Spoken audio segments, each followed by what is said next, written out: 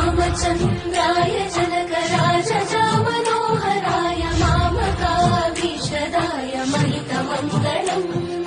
रामचन्द्राय जनकराजजा Manoharrai मामकाभीष्टदाय महितमङ्गलम् Ram Ram Ram Ram Ram Ram Ram